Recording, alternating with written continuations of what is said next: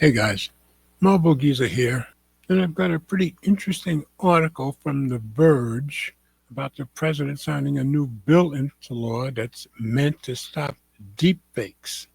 So let's take a look at it. Let's do this!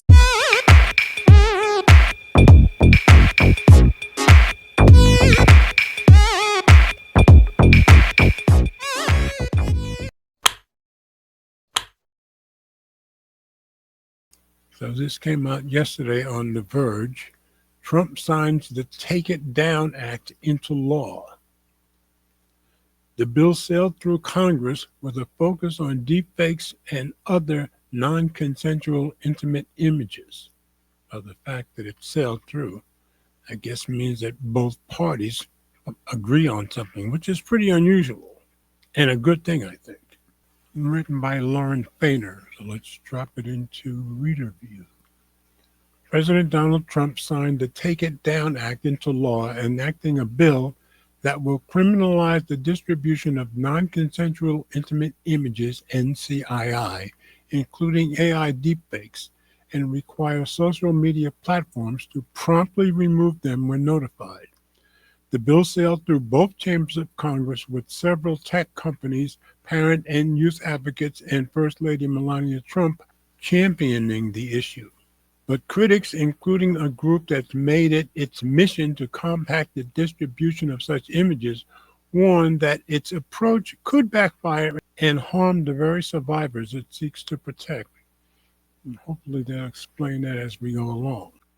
The law makes publishing NCII, whether real or AI generated, criminally punishable by up to 3 years in prison plus fines. It also requires social media platforms to have processes to remove NCII within 48 hours of being notified and make reasonable efforts, that's something open to interpretation, to remove any copies. The Federal Trade Commission is tasked with enforcing the law, and companies have a year to comply. Under any other administration, the Take It Down Act would likely see much of the pushback it does today by groups like the Electronic Frontier Foundation and Center for Democracy and Technology, which warned the takedown provision could be used to remove or chill a wider array of content than intended, as well as threaten privacy-protecting technologies like encryption, since services that use it would have no way of seeing or removing the messages between users. But I still think it's better to have the law than not, just my opinion. But actions by the Trump administration in its first 100 days in office, including breaching Supreme Court precedent by firing the two Democratic minority commissioners at the FTC, I didn't know he had done that, have added another layer of fear to some of the law's critics who worry it could be used to threaten or stifle political opponents. Trump, after all, said during an address to Congress this year that once he signed the bill, I'm going to use that bill for myself too, if you don't mind, because nobody gets treated worse than I do online. Nobody. The Cyber Civil Rights Initiative, which advocates for legislation combating image-based abuse, has long pushed for the criminalization of non-consensual distribution of intimate images, but the CCRI said it could not support the Take It Down Act because it may ultimately provide survivors with false hope.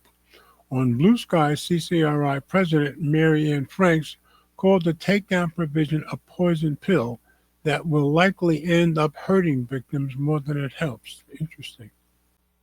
Platforms that feel confident that they are unlikely to be targeted by the FTC, for example, platforms that are closely aligned with the current administration, may feel emboldened to simply ignore reports of NDII, they wrote. Platforms attempting to identify authentic complaints may encounter a sea of false reports that could overwhelm their efforts and jeopardize their ability to operate at all. And I can see where that would happen. People on YouTube make a lot of false takedown reports, so I guess that kind of makes sense. In an interview with The Verge, Franks expressed concern that it could be hard for people to parse the takedown provision. This is going to be a year-long process, she said. I think that as soon as that process has happened, You'll then be seeing the FTC being very selective in how they treat supposed noncompliance with the statute. It's not going to be about putting the power in the hands of depicted individuals to actually get their content removed. Trump, during his signing ceremony, dismissively referenced criticism of the bill. People talked about all sorts of First Amendment, Second Amendment. They talked about any amendment they could make up, and we got it through, he said. Legal challenges to the most problematic parts may not come immediately, however, according to Becca Brownham, Deputy Director of CDT's Free Expression Project. It's so ambiguously drafted that I think it'll be hard for a court to parse when it will be enforced unconstitutionally before platforms have to implement it, Brownham said. Eventually, users could sue if they have lawful content removed from platforms, and companies could ask a court to overturn the law if the FTC investigates or penalizes them for breaking it. It just depends on how quickly enforcement ramps up. And I could see both sides of that. So I think it's probably a good first step in trying to combat some of the deep fake stuff, but of course we're going to have to wait and see how this plays out. We may end up with a whole lot of court fights for nothing. Who knows? But I thought it was an interesting article that you guys should know about. So as always, comments are welcome. Thanks for watching. And remember, if you like my content, please share the videos with friends, family, or whomever you think might be interested. Subscribe if you haven't already done so, and be sure to click the notification bell so you don't miss any future videos that I upload. And please hit the thumbs up, as it does help with the algorithm.